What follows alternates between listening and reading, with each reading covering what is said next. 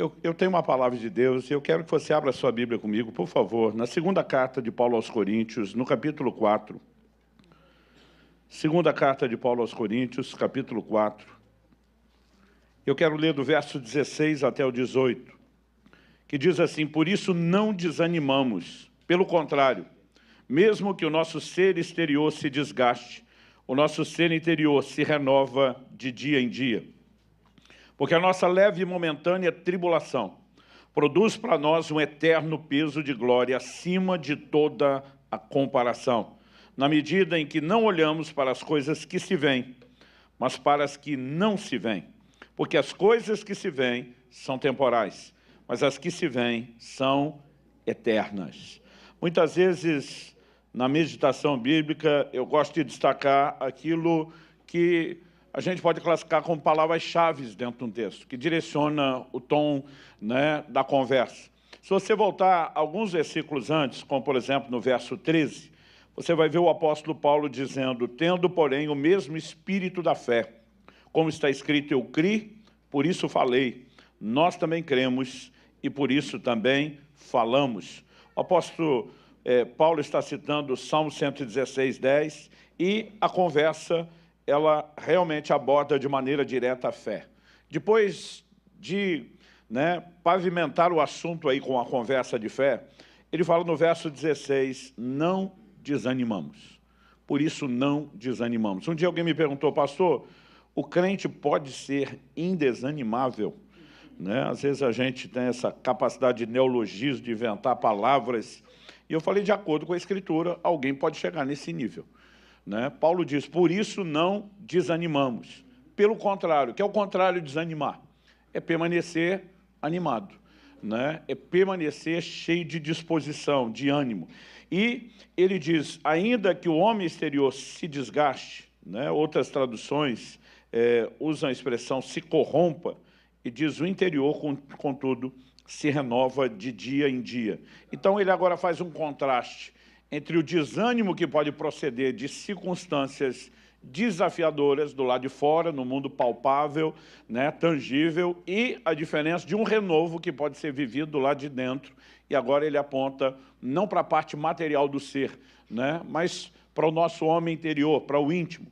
Eu estou dando destaque a isso porque Paulo está construindo um pensamento. No 17, porque a nossa leve e momentânea tribulação, ele volta a falar das coisas que estão do lado de fora, produz para nós um eterno peso de glória acima de toda a comparação. Agora, quando ele volta a mexer no assunto dos desafios das circunstâncias, de novo ele introduz uma outra figura que não pode ser ignorada. Quando ele usa a expressão eterno peso, acima de toda comparação, é importante que eu e você lembremos que a balança romana que eles usavam na época era a balança de 2 pratos. Ou seja, punha-se um peso padrão de um lado e do outro lado se fazia a medição de acordo com aquilo. Ou seja, era inevitável que se pesasse por meio da comparação com o peso padrão. Mas o apóstolo ele introduz outra ideia aqui, que a tribulação é leve, mas ele fala de um peso de glória no outro prato. Ou seja, ele está dizendo que não importa as circunstâncias difíceis, os problemas que surjam, isso nunca terá o mesmo peso que a glória que está disponível hoje e eternamente na minha e na sua vida. E aí no verso 18, quando pode parecer que ele deixou de lado o assunto do desânimo e de problema e que ele vai mirar na eternidade, ele volta exatamente para fazer a amarração final. Na medida em que não olhamos para as coisas que se veem, mas para as que não se veem. Ou seja, a tribulação se torna leve, a glória tem um peso maior, na medida em que a gente recusa olhar-se para aquilo que se vê e escolhe olhar para aquilo que não se vê. Para então dizer, porque as coisas que se veem são temporais, mas as que não se veem são eternas. Basicamente, o apóstolo está falando da percepção de várias coisas que eu resumiria com a frase: esse é o assunto que Deus colocou no meu coração compartilhar com vocês hoje. Olhos de fé. A maneira como eu e você olhamos as coisas vai impactar profundamente o que é que eu e você vamos experimentar, não só no mundo natural, mas principalmente daquilo que nós chamamos do sobrenatural, que se sobrepõe ao natural. Aos 15 anos de idade, incendiado, batizado pelo Espírito Santo, buscando a Deus, alguém me recomendou que lesse um livro que se tornaria uma das leituras mais impactantes na minha caminhada com Deus, que foi a biografia de Robert Thom, intitulada O Vinho Novo é Melhor. Eu até hoje, gosto de citar a frase da contracapa que divulga o livro. Essa é a história de um homem que via o invisível, acreditava no incrível e recebia o impossível. Basicamente, a ênfase do livro é dizer, os milagres ainda acontecem. E a ênfase do pregador, do escritor, é dizer que pode acontecer com qualquer um de nós. Jesus Cristo é o mesmo ontem, hoje, o será para todos sempre, e ele faz questão de compartilhar essas histórias, dizendo elas não são exclusividades de apóstolos do passado ou de alguns poucos heróis do futuro, mas de pessoas que entendem a dinâmica de funcionamento do reino de Deus. Então, eu fui muito instigado na minha fé, mas havia momentos onde declarações como essa da Bíblia, que fala de onde colocamos os olhos, podem parecer contraditórias. Porque se nós vamos falar de fé, qual é a definição bíblica de fé para começo de conversa? Hebreus 11:1 diz que a fé é a convicção de coisas que não se veem, a certeza de coisas que se esperam. Então, porque a Bíblia diz que a fé é a convicção do que não se vê, a maior parte do tempo a gente pensa que acreditar é não enxergar nada. Mas, na verdade, não é bem isso que a Bíblia está falando. A gente precisa da mensagem completa. O apóstolo Paulo também, aos Coríntios, ele vai dizer no capítulo seguinte, na continuação ainda desse raciocínio, que não é interrompido no verso 18, a Bíblia não foi escrita com essa divisão de capítulos e versículos, ele diz no verso 7, porque andamos por fé e não pelo que vemos. Então, a vida de fé não depende daquilo que o olho natural vê. Mas a pergunta a ser feita é, a fé não enxerga nada? Ou será que a fé tem a sua própria visão? Porque eu fui ensinado desde garoto que a fé te leva a dar um passo no escuro. Mas eu descobri com o tempo que isso não é verdade. Pode parecer um passo no escuro para quem te vê dando o passo de fé e não está vendo o que você vê. Mas a verdade é que a fé tem a sua própria visão. E ela enxerga aquilo que o olho natural não consegue enxergar. A fé te introduz para uma outra realidade, para uma outra dimensão, e isso é o ponto que eu acredito que a gente precisa entender e saber como lidar com isso. Então, se por um lado nós temos essas declarações de que a fé é a convicção de coisas que não se veem, por outro lado, nós precisamos entender que não é um passo no escuro. O que gera essa convicção, obviamente, quando entendemos, por meio da palavra de Deus, quem Deus é, aquilo que Ele faz, e eu e você podemos, desde bem cedo, entender e aplicar essas verdades. Então, aos 15 anos de idade, eu começo a ler materiais como esse, ensinando sobre fé. Eu lembro de um específico que falava sobre Marcos 11:23, qualquer que disser esse monte, ergue-te, lança-te no mar, não duvidar no seu coração, mas crer que será como ele diz, assim será com ele. E a pessoa que ensinava dizia qualquer. Ele diz, não é para pessoas que foram escolhidas de forma prévia, pré-selecionadas pelo céu. Qualquer um que fizer uso disso, crer no coração, falar com a boca, Ele mostrava a dinâmica. O texto que eu citei antes, de 2 Coríntios 4:13, do Espírito da Fé, diz, eu criei, por isso falei. Nós cremos, por isso também falamos. Então, a fé tem que ser verbalizada. E eu fui ficando pilhado com aquilo, e ele falava que você não precisa pegar um monte literal, que a palavra de Jesus não é para brincar com a topografia da terra, ficar alterando o formato, mas os montes sempre foram vistos como desafios. Hoje em dia, a gente tem aí desde túneis a pontes, mas você imagina que o monte era algo sempre intransponível. Ou a pessoa desistia na caminhada ou contornava. Mas Jesus usa uma figura que todo mundo entende, para dizer daquilo que pode ser mudado. E eu, pilhado por aquelas coisas, falei, preciso achar um monte por onde eu possa começar. E, incendiado por aquilo, a primeira coisa que me chamou a atenção, aos 15 anos de idade, no sentido de onde eu posso aplicar essa palavra. Eu lembro que eu tinha uma verruga no canto do dedo da mão esquerda e que eu tinha a mania de ficar mordendo ela. Eu não sei se a teoria é verdadeira, se tem algo científico nisso, mas a verdade é que eu ganhei outras 10 verrugas, uma na ponta de cada dedo, porque alguém dizia que eu mordia lá e depois mordia do outro lado e que eu fui plantando as verrugas, filha. E Para um garoto de 15 anos, uma mão cheia de verruga, não estava empolgante. Os amigos já estavam começando a pegar no pé. Mas um dia um falou para mim, eu sei como é que você ganha essas verrugas. Você morde a verruga mãe, e aí depois, quando você morde a ponta do dedo, você foi plantando. E eu falei, como é que você sabe disso? Ele falou, porque eu também já tive isso, mas eu olhei a mão dele e não tinha nada. Eu falei, como é que você fez para se livrar dela? Tá, eu não era crente, fiz uma simpatia. Escreveu como era a simpatia. E eu olhei para ele e falei, sumiu? Ele falou, sumiu. Quando ele falou que sumiu, eu fiquei indignado. Falei, isso é uma simpatia, resolver um problema desse. Eu que tenho o nome de Jesus, o poder de Deus à minha disposição. Eu, na hora, lembrei do texto de Marcos 11, falei, vou começar com esses montinhos. E eu lembro que eu olhei para as minhas mãos, né, e falei assim, verruga, eu estou mandando vocês embora. Não permito que vocês fiquem mais aqui. Estou dando uma palavra de ordem, né? Jesus falou sobre mandar um monte plantar no mar. Eu não sabia nem para que mar mandar. Falei, pode escolher o mar que vocês quiserem, mas não vão ficar aqui. Dei aquela palavra, né? E fiz isso debaixo de uma convicção fora do comum. Mas esqueci. O dia seguinte, quando acordei no hábito, fui morder a verruga mãe. Não achei. Cadê a verruga? Olhei para ver se tinha trocado de mão. Comecei a procurar, a ponta dos dedos, tinham desaparecidas todas. Para um garoto de 15 anos, né, incendiado por Deus, entendendo os princípios e vendo a experiência, eu diria para você, foi um dos pontos de partida.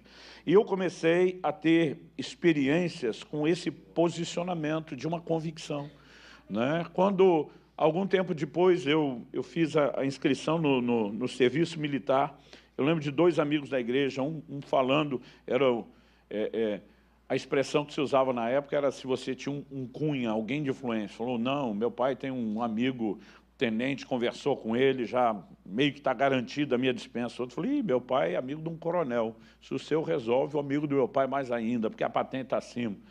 Né? E, de repente, eu estou quieto, eles olham para mim e você. Eu falei, já falei com a mais alta patente do universo. Aí os caras me olharam, como é que é? Eu falei, Deus. Quando eu falei Deus, eles riram. E aquilo me ofendeu profundamente. Eu falei, como é que eles estão rindo de Deus? Como é que eles podem acreditar que um ser humano pode resolver o problema deles, mas não o meu? E aí, para mim, virou um negócio pessoal. Falei, agora eles têm que ver que funciona e engolir essa. Mas a verdade é que os dois saíram do processo e eu fui ficando até a última. Quando chegou o último dia que eu fui me apresentar, eu falei para Deus, me recuso a aceitar que o único que decidiu confiar no Senhor e te honrar, e eu não tinha nenhum problema com fazer o serviço militar, mas eu já estava no ministério em tempo integral, pregando. E eu dizia para Deus, o Senhor não me mandou largar aquilo tudo para agora parar de novo e voltar para o serviço militar. Então, pela linha de coerência uma direção de Deus, eu sabia, né, que não era necessariamente o plano e a vontade de Deus. E o meu posicionamento foi, eu vou até o fim, eu não desisto, eu não me dobro, eu não vou desanimar, eu me recuso. Eu lembrava de uma frase de Smith Wigglesworth que dizia, a fé faz com que Deus passe por cima de 1 milhão de pessoas, te ache lá onde você está. Eu ficava no meu coração, declarando aquilo, eu dizia, não sei o que vai acontecer, mas vai acontecer. E daqui a pouco o capitão que conduziu o processo, ele disse, você aí no fundo, vestido assim, eu viro, eu falei, não, você mesmo que acabou de olhar para trás, deu toda a descrição. Eu falei, o que tem eu? Ele falou, qual é o número que está aí na sua ficha? Eu falei o número, ele anotou. Alguém falou do meu lado, dançou. Eles sempre pegam um que não vão com a cara, e esse é o que não vai escapar de jeito nenhum. Eu falei, impossível que o tiro saia pela culatra. Que o cara que mais acreditou vai viver justamente o contrário. Né? E dentro de mim eu dizia, não vou me dobrar, não vou desanimar, não sei o que está acontecendo, mas vou continuar acreditando em Deus. Mas eu lembro que na hora que entrei para fazer o exame médico, o cara falou, qual o número da sua ficha? Eu falei, número tal. Aí ele pegou um papel na mão, olhou, falou, repete. Eu falei, número tal. Ele falou, pega suas coisas e vai embora. Eu falei, mas eu não vou fazer o exame? Ele falou, não sei o que aconteceu, que o capitão foi com a sua cara e disse, dispensa aquele menino, não deixa sequer ele fazer o exame. E eu senti que Deus deixou ele mais emocionante até o finzinho, mas que muitas vezes circunstâncias que não vão de acordo com o que a gente gostaria poderiam nos desanimar se não houvesse em nós convicção. Ao longo dos anos, eu comecei a entender esse outro lado de que a fé tem uma visão. Você pode falar isso comigo? Diga, a fé tem uma visão. Em Hebreus, no capítulo 11, no verso 27, a Bíblia diz que Moisés ficou firme como quem via o invisível. Outra tradução diz como quem vê aquele que é invisível. Mas se Deus é invisível e o que Ele tem prometido fazer é invisível, que ainda não se materializou. Como é que eu e você podemos ver? Então é evidente que a visão da fé não é a visão dos olhos naturais. É por isso que a gente diz que a fé tem a sua própria visão. Ela enxerga aquilo que o olho natural não pode enxergar. Por que é importante que eu e você entendamos que a fé tem uma visão? Para que a gente entenda a dinâmica de funcionamento da fé. Muitas vezes a gente só é encorajado na Bíblia, tem que crer, tem que acreditar, mas às vezes a gente é pouco instruído sobre como a fé funciona, né, de maneira que a gente possa usá-la e tirar proveito disso. Então, eu lembro de ocasiões que eu ia orar pelas pessoas e eu fazia careta. E alguém falou, por que você faz careta? Eu falei, estou fazendo cara de fé. Né? A pessoa, como assim? Eu falei, sei lá, eu quero tentar expressar que eu estou acreditando, que eu estou... De repente, eu mesmo comecei a pensar, eu falei, isso é ridículo. Né? Por que a gente acha que fazer uma careta vai mudar alguma coisa? Mas foi a hora que eu comecei a pensar que ninguém tinha explicado muita coisa sobre a fé. Eu sabia que sem fé é impossível agradar a Deus, como diz Hebreus 11:6, que sem fé ninguém recebe nada de Deus, como diz Tiago 1, mas às vezes a gente não ouve sobre como a fé opera e como eu e você podemos intencionalmente fazer uso dela. Então, eu quero falar um pouquinho sobre isso. E o que Paulo diz lá em 2 aos Coríntios é que a fé não olha as circunstâncias. Eu e você precisamos entender isso. Quem olha para as circunstâncias vai colher um outro resultado, que é o desânimo. Mas, para que a fé não se dobre ao desânimo, para onde é que a fé olha? Em Romanos, no capítulo 4, a Bíblia fala ali nos versos 11 e 12 de Abraão como sendo o pai da fé, que nos deixou pegadas de fé, nas quais eu e você temos que também andar. E quando chega o verso 19, a Bíblia diz assim, sem enfraquecer na fé, levou em conta o seu próprio corpo já amortecido, tendo ele quase 100 anos e a esterilidade do ventre de Sara. Não duvidou por incredulidade da promessa de Deus, mas pela fé se fortaleceu, dando glória a Deus, estando plenamente convicto de que Deus era poderoso para cumprir aquilo que havia prometido. Quando a Bíblia diz sem enfraquecer na fé, significa que pessoas que começaram a crer podem recuar e retroceder. Elas podem enfraquecer. Mas a Bíblia diz que, diferente disso, ele se fortaleceu. Como? Dando glória a Deus. Né? Como as pessoas às vezes enfraquecem e como elas fortalecem. A Bíblia diz que não levou em conta o seu corpo já amortecido. Se ele ficasse focando apenas na realidade da sua limitação, da idade, da incapacidade, ele jamais teria rompido, a fé não teria funcionado, não teria chegado ao nível de um resultado final, e o pouco que ele já tinha conseguido crer, ele teria enfraquecido. Mas a Bíblia diz que ele se fortaleceu, verso 20, dando glória a Deus. Eu imagino que cada vez que ele lembrava da idade, da incapacidade, ele tinha que fazer uma escolha. Ou eu olho para a realidade do meu corpo, ou eu olho para o Deus que fez a promessa. E eu imagino que ele começava a dizer, o Senhor é aquele que mudou o meu nome para Pai de multidões. Tudo aquilo que o Senhor fala é verdadeiro, tudo aquilo que o Senhor promete se cumpre. Eu escolho olhar para o Senhor, eu escolho focar no seu poder, eu escolho alimentar essa convicção. Então, quase sempre que você vê elementos práticos como esse, enfraquecer ou fortalecer, a pergunta tem a ver com onde está o nosso foco. E ele consegue se manter plenamente convicto daquilo que Deus era poderoso para fazer. Deixa eu dar um outro exemplo. Quando você olha no Antigo Testamento, você percebe que de uma geração inteira que sai do Egito, uma geração inteira, a Bíblia diz que Moisés envia 12 espias, um representante de cada tribo, não eram pessoas quaisquer, eram príncipes nas suas tribos, homens nobres que representavam o povo, falavam por ele. Quando eles voltam, a Bíblia diz que 10 dos espias desanimam todo mundo, dizendo, olha, a terra até que é boa, mas... E o problema não era o relatório da terra ser boa, é quando eles começam mais. Mas tem gigante. Mas os gigantes habitam em cidades fortificadas. Mas, além de ter gigantes, cidades fortificadas, as cidades fortificadas estão nos altos dos montes, ou seja, são fortalezas intransponíveis. E, de repente, a perspectiva deles é, o lugar da promessa pode ser bom, mas é inacessível. E a Bíblia diz que eles desanimaram o coração de todo mundo. Porque se por um lado a Bíblia diz que a fé vem por ouvir, por outro aí você precisamos entender que a incredulidade também vem por ouvir. Vem por ouvir um relato contrário, né, diferente, divergente daquilo que a palavra de Deus diz, do que a promessa de Deus sinaliza. Mas a Bíblia fala de 2 homens que se posicionaram de forma diferente, Josué e Caleb. O posicionamento deles foi firme. E daí que a terra tem gigantes. nós vamos consumi-los como pão. Eles diziam, ausentou-se deles a sua segurança, o Senhor é conosco, nós não vamos temê-lo, vamos para cima, né? E qual é a grande diferença? Porque no final Deus diz, esses 10 espias serão julgados, vão morrer, toda essa geração que saiu do Egito vai voltar para o Egito 40 anos, perambulando até morrer, e Deus diz, só Josué e Caleb vão entrar. De uma geração inteira, gente, 600 mil homens de guerra, de 20 anos de idade para cima, que puxavam da espada, só 2 entraram. A pergunta é por quê? Não tinha todo mundo o mesmo Deus? Sim. Não tinha todo mundo a mesma promessa? Sim. Não tinha todo mundo o mesmo problema? Os gigantes eram os mesmos, com o mesmo tamanho, para todo mundo. Mas esses 2 tiveram uma atitude de fé diferente. Enquanto todo mundo só está olhando para o gigante, eles enxergam além ou através dos gigantes a materialização da promessa. O Senhor está conosco. Em momento nenhum a fé nega a realidade dos problemas ou da adversidade. A Bíblia diz que Abraão levou em conta o corpo amortecido, mas não para considerar que isso tem mais importância do que a promessa. Eles estão reconhecendo que a terra tem gigante, eles não estão negando isso, mas estão dizendo, e daí? Esse gigante é que tinham que estar com medo agora, porque o que nós temos, eles não têm. Nós temos a promessa de Deus, nós temos Deus do nosso lado, nós podemos dizer de boca cheia, se Deus é por nós, quem será contra nós? E aí que você vê realmente a diferença. Então, diante desse contraste, e quando eu e você começamos a andar nesse lugar de fé, e a fé passa a ter uma visão, é impressionante o que isso vai fazer por você.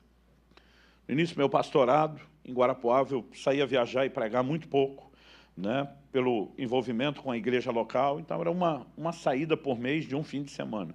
Mas eu lembro de um fim de semana que eu estava saindo para pregar, e eu não tive coragem de dizer para os irmãos que tinham me convidado, que eu não tinha condições, né, financeiras de fazer a viagem de ida. Sabia que depois eles iam reembolsar custo e garantir a volta. Mas eu não tinha coragem de falar, e eu falei, Deus, eu preciso confiar que o Senhor vai fazer algo. E eu não vou pedir nada para ninguém, né? Então, eu comecei a orar por aquilo alguns dias antes, mas quando chegou a última semana, né, eu lembro que viajaria assim, entre a quinta, final da tarde, para o começo da noite. E quando virou o domingo e nada tinha acontecido na igreja, eu comecei a orar todo dia, mas assim, várias vezes ao dia, clamando que a provisão chegasse. Mas eu falei para Deus, se até quinta-feira, na hora do almoço, ninguém vier atrás de mim com o recurso. Eu falei, então eu vou lá para o banco, e não tinha nada no banco, né? Mas eu falei, eu vou lá para o banco, crendo que o Senhor vai fazer um milagre diferente. Eu lembro que todo dia, quando chegava em casa, final do dia, ou à noite, quando tinha culto ou reunião, aquele perguntava, e aí, aconteceu alguma coisa? Eu dizia, ainda não, ainda não, ainda não, todo dia.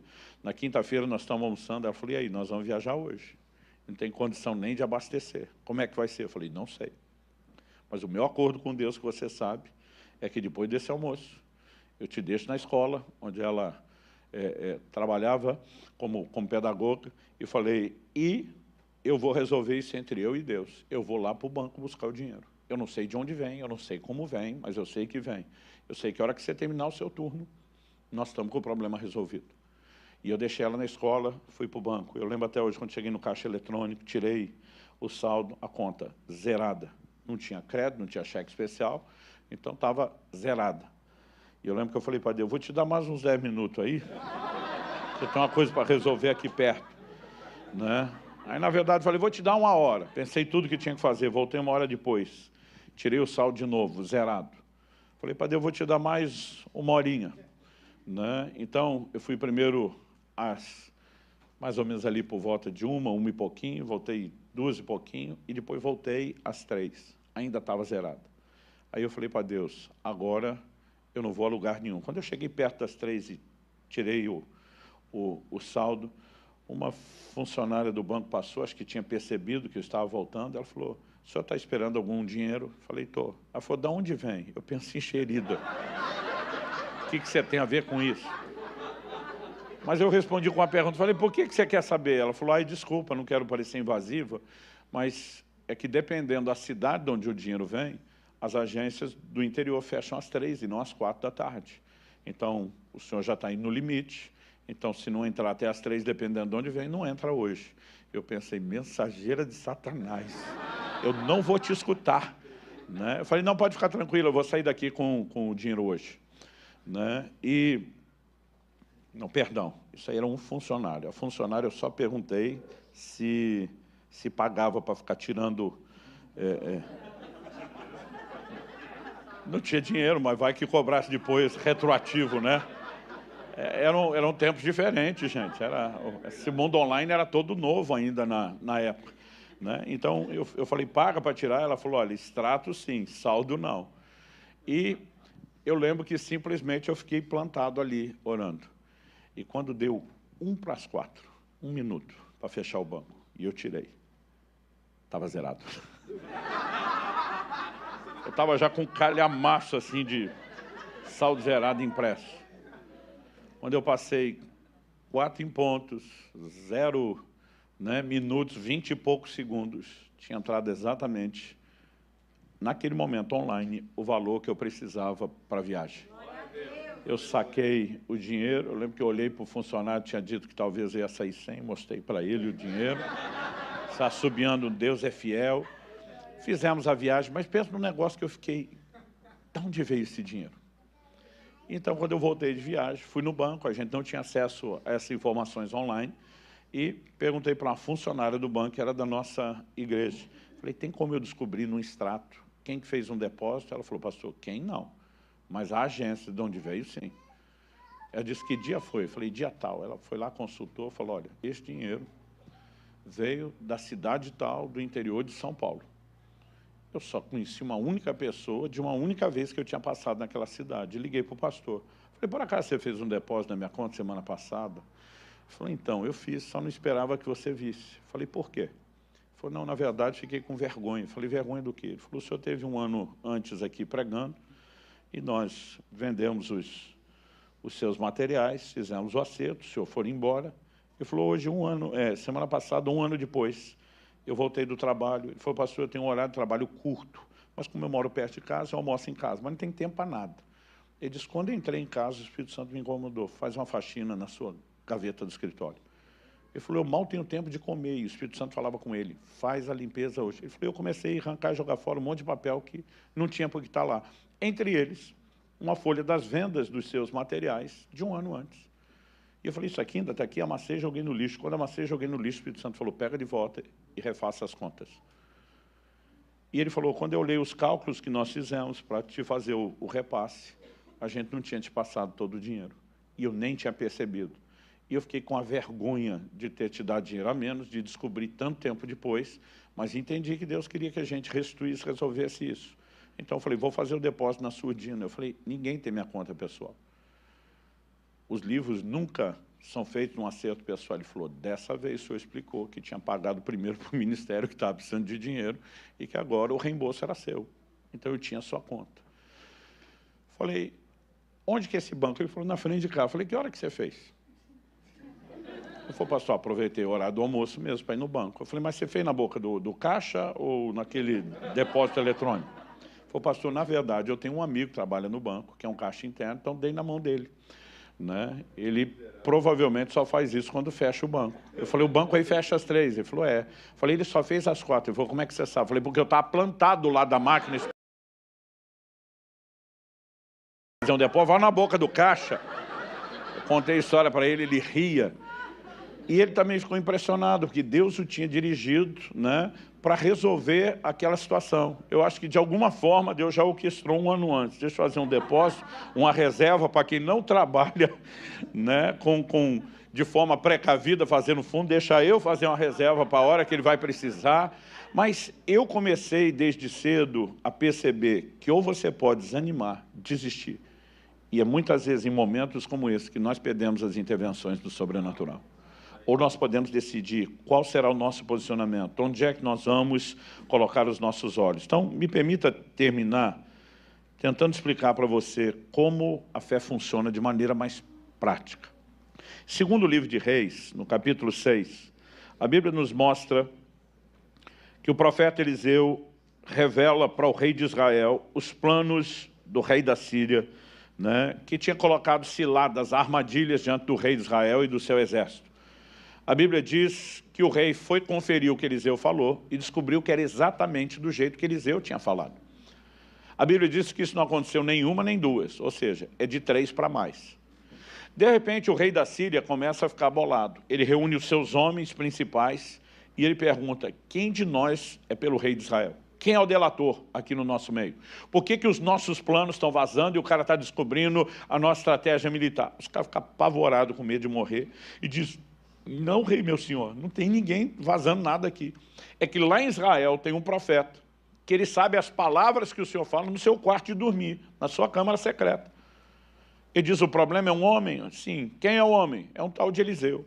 Descubra onde ele está. Alguém avisa o rei da Síria, está em Dotã. Ele manda um exército para prender Eliseu e diz: vamos eliminar o problema. Então, Eliseu está em Dotã. Eu imagino que eles vão dormir de noite, está tudo tranquilo. Quando amanhece, a cidade está cercada. E a Bíblia diz assim, 2 Reis, capítulo 6, verso 15. O servo do homem de Deus levantou-se bem cedo, provavelmente para ir na padaria, pegar alguma coisa para o café, e diz: e ao sair, eis que tropas, cavalos e carros de guerra haviam cercado a cidade. Então o moço disse a Eliseu: ai, meu senhor, que faremos? Ele respondeu: não tenha medo, porque são mais os que estão conosco do que os que estão com eles. E Eliseu orou e disse: Senhor, peço-te que abras os olhos dele para que veja. E o Senhor abriu os olhos do moço. E ele viu que o monte estava cheio de cavalos e carros de fogo ao redor de Eliseu. Eu quero chamar sua atenção para esse texto de uma forma particular. Eliseu é um homem de Deus, está servindo a Deus, revelou as intenções do rei de Israel, porque Deus mostrou, ou seja, não era vontade de Deus de que o inimigo prevalecesse contra o seu povo, mas por causa disso tudo, ele se vê numa condição complicada e delicada. Então, quando o moço percebe aquilo, ele fica desesperado. A pergunta dele para Eliseu: e agora? O que é que nós vamos fazer? Eu digo que isso parece um monte de crente quando os problemas batem na porta. Dizem para a gente: e agora? O que eu vou fazer? Eu imagino Eliseu, pelo menos na tradução da Bíblia, na linguagem de hoje, do pastor Luciano Subirá, minha própria, versão goiana, em homenagem a alguns do nosso meio, ele dizendo: calma, rapá. E diz: em maior número são os que estão conosco do que os que estão com eles. Você imagina a confusão da cabeça desse garoto olhando para Eliseu? Maior número estão conosco. A cidade cercada por um exército. Eu imagino ele olhando para Eliseu, contando 1, 2, 2, 1. Aquilo não fez o menor sentido para ele. Por quê? Porque esse moço está olhando só para o mundo natural. Então, na cabeça dele, os que são contra nós são em maior número. Mas Eliseu está dizendo: os que estão em nosso favor são no número maior. Eliseu está mentindo? Não. Eliseu sabe de algo que esse garoto não consegue ver. E quando o que Eliseu fala soa contraditório, Eliseu diz: Senhor, abra os olhos do menino para ele ver. E a Bíblia diz: Deus abriu os olhos. Não está falando dos olhos naturais. Os olhos naturais já estavam vendo o inimigo. Então Deus abriu os olhos espirituais e aí ele vê um exército celestial. E é evidente pela descrição, carros, cavalos de fogo à volta de Eliseu, que a Bíblia estava falando do exército divino. E de repente, quando ele enxerga aquilo, eu não sei qual foi a reação dele. Eu gosto de ler a Bíblia imaginando como seria a minha no meio daquela história. Eu teria ficado valente. Eu já teria começado a provocar o exército lá de fora. Vem agora! Porque é uma outra percepção. Então, o que eu quero chamar a sua atenção é para o fato de que eu e você convivemos com dois mundos. O reino natural e o reino espiritual. O reino natural é aquilo que Paulo classifica como as coisas que se veem, coisas visíveis. Mas o reino espiritual, ele é composto de coisas que não são vistas pelo olho natural. Então, por exemplo, não é porque você não vê os anjos de Deus no nosso meio hoje que eles não estejam aqui. E não vieram só para assistir a reunião ou o culto que vocês estamos prestando a Deus.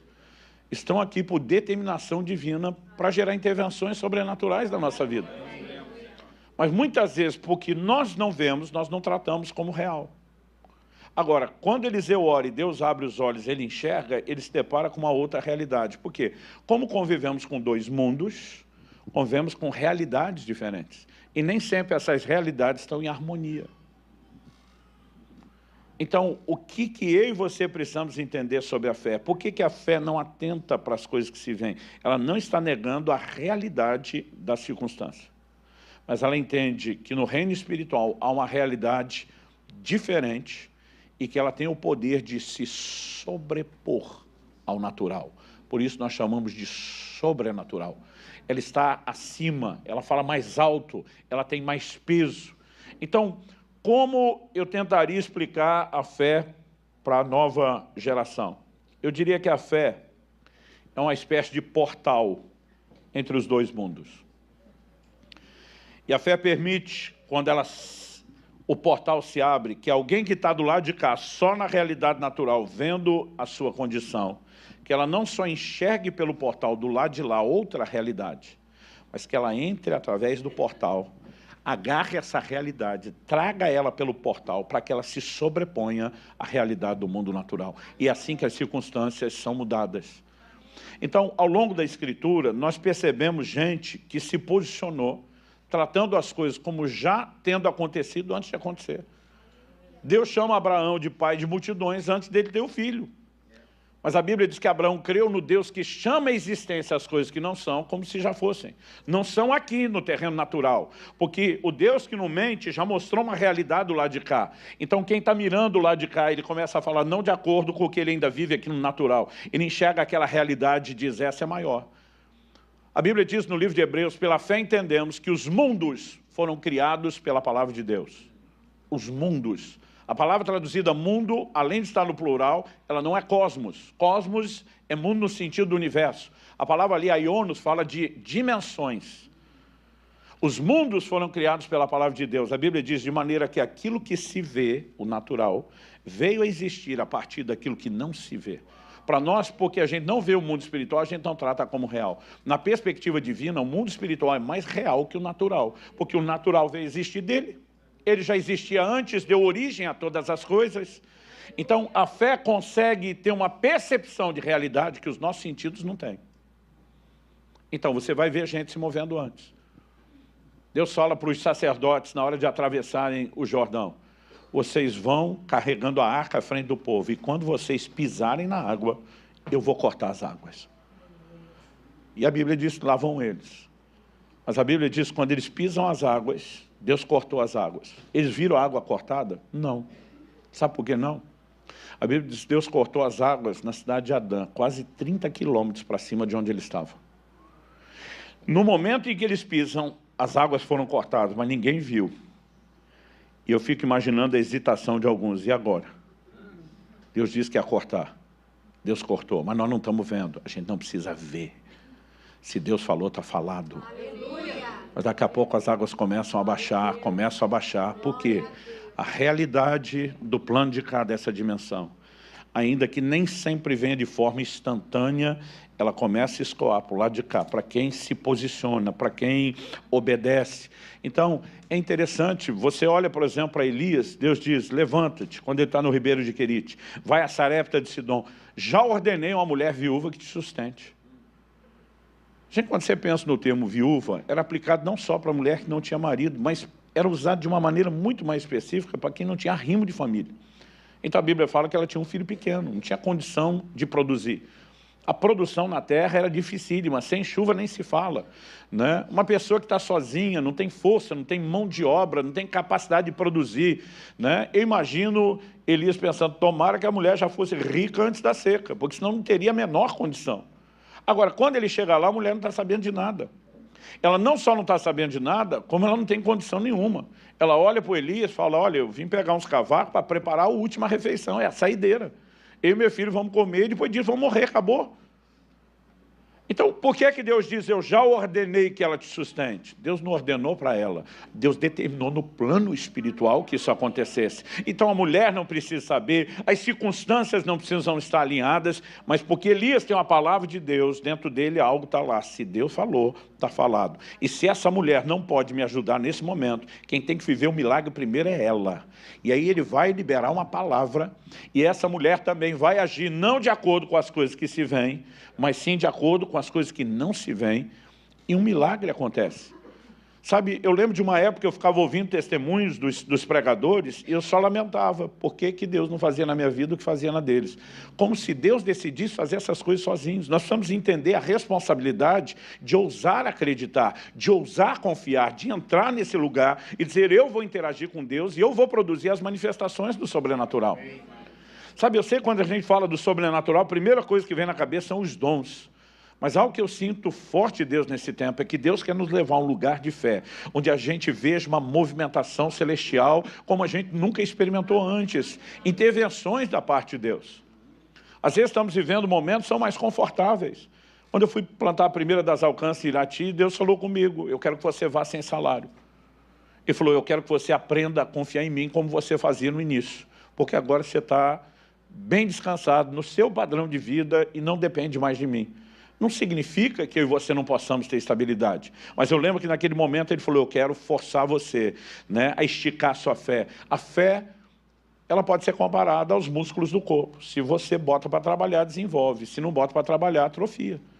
Então, ou ela está crescendo, hipertrofiando, ou ela está atrofiando. E eu lembro dos desafios que Deus começou a colocar diante de mim, né? E que começaram a me levar para um lugar de ver cada vez mais intervenções de Deus. Mas eu tive que entrar nesse lugar de compreensão. Eu vou passar o portal, eu vou agarrar essa verdade, eu vou tirá-la de lá. E não tem o que me impeça de levar o que Deus está falando a sério. Às vezes a fé, ela vai demonstrar um ato de obediência, mesmo que você não precise de um milagre. Em junho do ano passado, eu estava acompanhado da Kelly, de parte da nossa equipe, gravando vídeos nas terras bíblicas. Então, gravamos na Jordânia, gravamos no Egito, e depois entramos do Egito em Israel pelo sul. Então, como entramos pelo sul, já nos organizamos para parar, gravar na região de Berseba, o lugar por onde Abraão peregrinou. E eu lembro que, numa noite, nós fomos conhecer uma casa de oração, e ter contato, comunhão com alguns irmãos, comer junto, buscar o Senhor juntos. Estava ajoelhado, orando, buscando a Deus. Eu falei, isso aqui não, né? E naquele momento, o Espírito Santo falou comigo. Eu tenho feito um jejum cada início de semestre, então era junho, já estava na iminência de começar o de julho. O Espírito Santo falou comigo, não o jejum de julho, mas o de janeiro de 24. Você vem gastar a maior parte do tempo desse jejum aqui em Israel. Eu lembro que eu levantei do chão, tocado com aquilo, um comando claro do Espírito Santo, e falei para a Kelly, faz tempo que você quer que a gente tire um tempo em Israel, fora desse contexto de caravana, com calma. Ela falou, é verdade, nós estamos falando disso desde 2018, já fazia 5 anos. Eu falei para ela, janeiro do ano que vem, pode botar na sua agenda. Eu vou passar perto de um mês aqui, a maior parte do tempo do jejum, e você pode se organizar e vir comigo. Ela já bloqueou a agenda na hora, empolgada. Mas no dia 7 de outubro estourou a guerra. Quando estourou a guerra, ela disse, você ainda vai? Eu falei, agora é você, não é nós?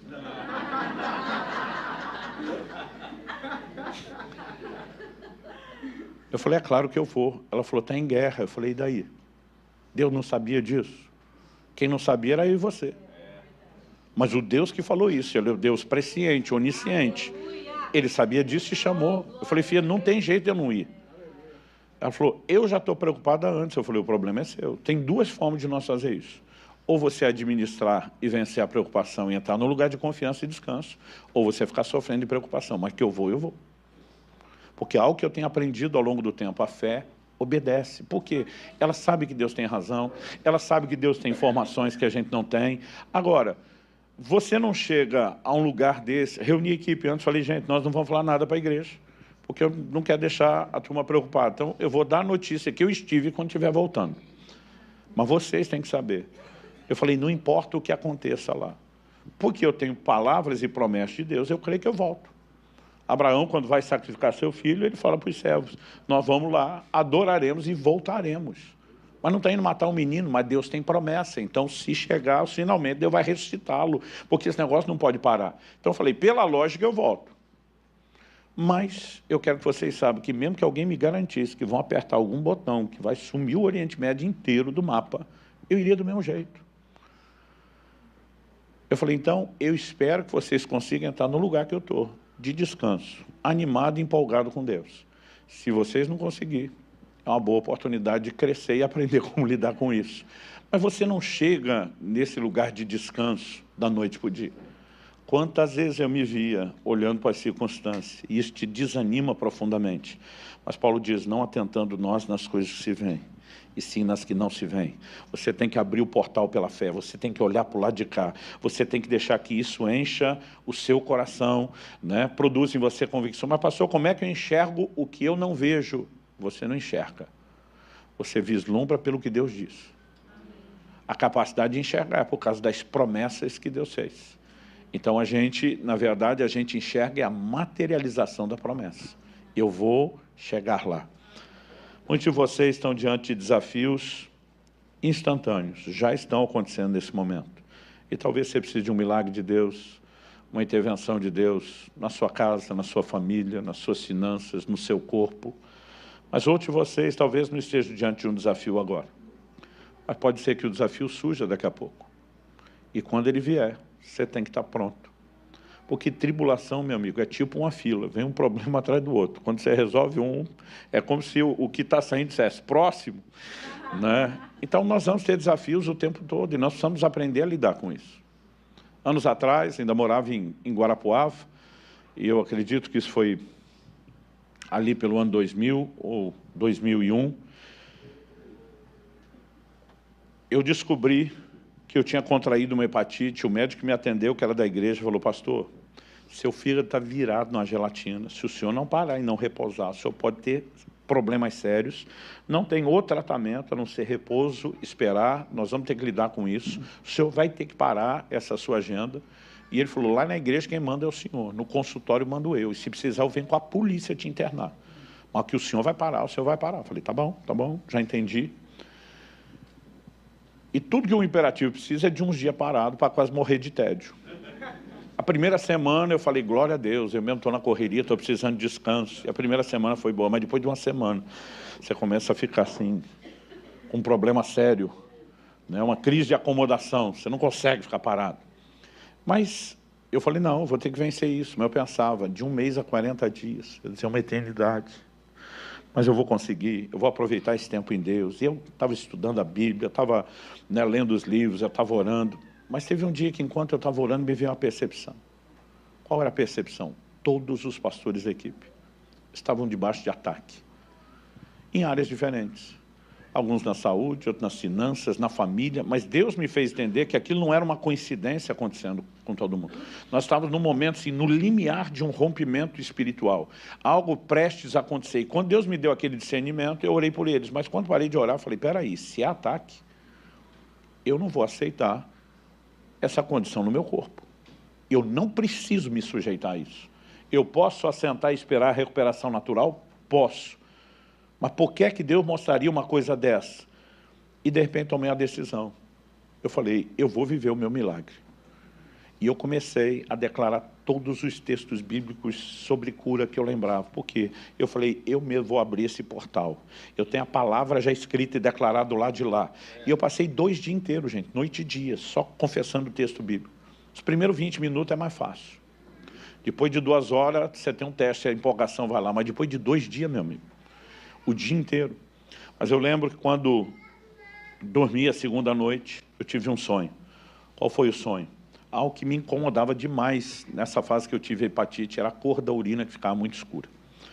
E eu lembro cada vez que ia ao banheiro, eu pensava: meu Deus, deve estar tudo estragado por dentro, porque era um negócio fora do comum. O médico já tinha me prevenido para dizer: não assusta, mas acho que ele conseguiu me deixar mais assustado. Mas o sonho era simples. Tudo que eu lembrava do sonho eu ia ao banheiro e observava depois que a cor da urina estava normal. E eu comentava: voltou ao normal. E eu acordei. Quando eu acordei, aquilo encheu meu coração. Parece que o portal abriu, parece que eu enxerguei do lado de lá. Eu falei: é a minha cura, é isso que Deus está falando. Eu dei um glória a Deus, eu pulei daquela cama feliz e fui ao banheiro urinar. E a hora que eu fui urinar, aleluia, a urina estava escura. Aí eu pensei, viajei. Coisa da minha cabeça, acho que eu pensei demais nisso. Estou atribuindo a Deus. Voltei para a cama, parecia um orangotango. Os braços quase arrastando o chão, desanimado, joguei na cama e falei para mim mesmo: larga a mão de ser besta, de querer espiritualizar tudo, toda hora, o tempo todo, né? E tinha desistido. E de repente o Espírito Santo falou comigo: eu mostrei a você a realidade do reino espiritual. E você pode escolher entre isso ou aquilo que você está enxergando. Eu enlouqueci, me deu um surto de fé. Eu pulei da cama, eu falei: diabo, você tentou desanimar, me desanimar e estava conseguindo. Mas quer saber de uma coisa? Acabei de chamar a revanche. Peguei um jarro d'água, gente, enchi com uns 2,5 litros de água e comecei a tomar um copo atrás do outro, porque eu queria acelerar a ida no banheiro. Quando eu fui ao banheiro a segunda vez, estava clara. Essa hora que o diabo fala, também com o tanto de água que bebeu, mas nunca mais escureceu. A icterícia, o amarelão dos olhos, da pele, que já teve hepatite, sabe o que é isso, né? Também desapareceu no final do dia. E eu lembro que eu fui bater lá no consultório do médico que estava me acompanhando. E quando eu cheguei, ele, o que você está fazendo aqui? Eu falei, vim para te examinar. Ele já olhou para mim e falou, não.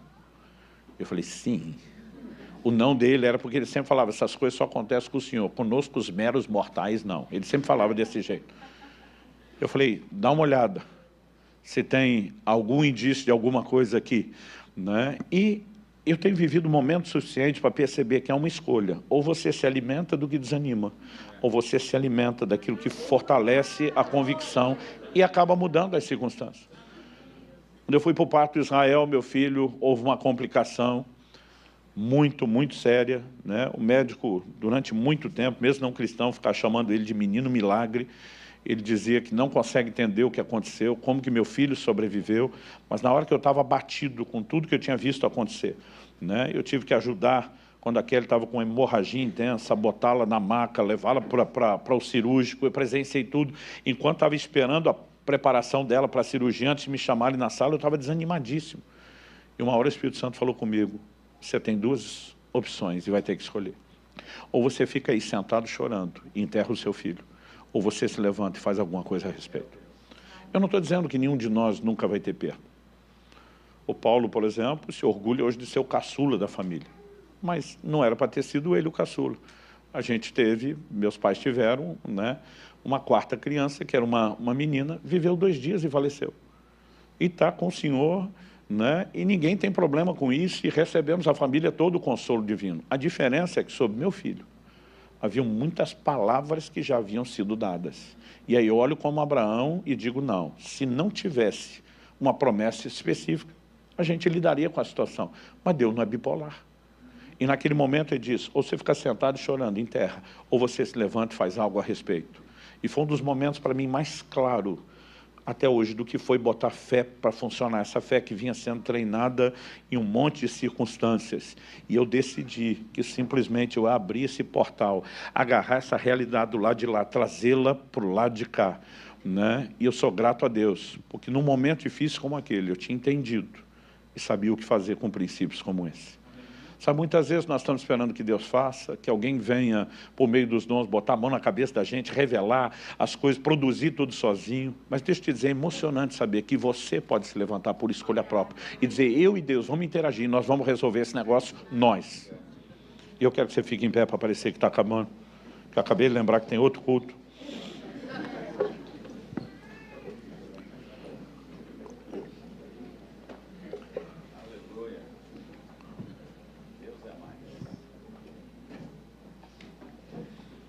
Eu quero te desafiar a crer, e crer não só para você,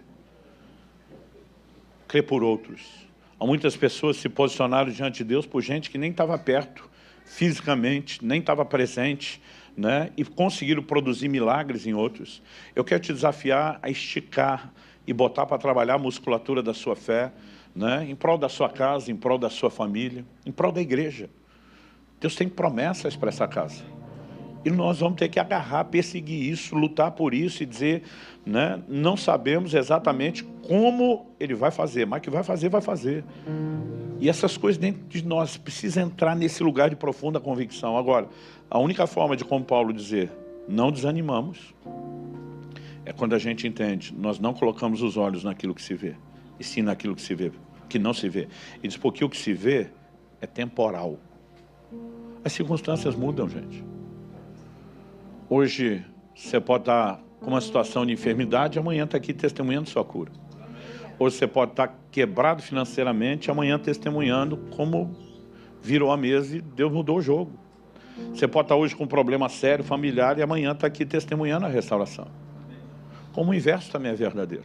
Hoje você pode estar bem de saúde, e amanhã pode estar tendo que usar a fé porque está diante de uma situação difícil. Hoje você pode estar bem financeiramente, e amanhã pode estar precisando de um milagre. Por isso Paulo diz a Timóteo, manda aos ricos desse mundo que não ponham a sua esperança nem certeza das riquezas. Até bênção material e financeira é chamada de incerto, porque as circunstâncias são cíclicas, elas mudam. Mas aquilo que não se vê é chamado de eterno. As verdades do reino espiritual são absolutas, elas são imutáveis.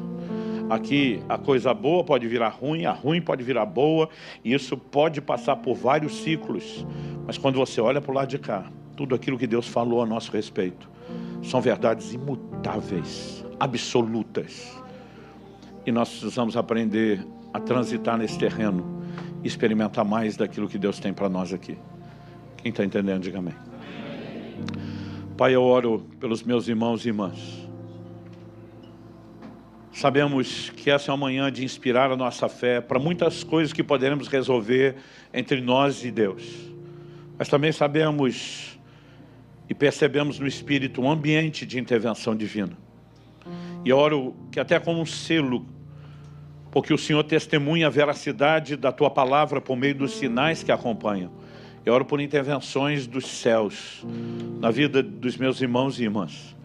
Eu oro a Deus por um entendimento que nos leve a uma jornada de não viver o sobrenatural ocasionalmente, em alguns cultos ou devocionais, mas que isso se torne, ó Deus, ainda que não seja diário, que se torne recorrente nas nossas vidas, parte de um estilo de vida marcado pela intervenção do céu. Eu quero abençoar cada um deles, entregá-lo aos Teus cuidados, à Tua graça, e declarar e profetizar sobre eles enquanto indivíduos, sobre eles enquanto famílias aqui representadas, sobre eles enquanto igreja local. Queremos declarar um novo tempo, um tempo da visitação dos céus, um tempo de rompimento, um tempo de avanço, em nome de Jesus, e para a glória de Deus. Clique e veja mais vídeos como esse.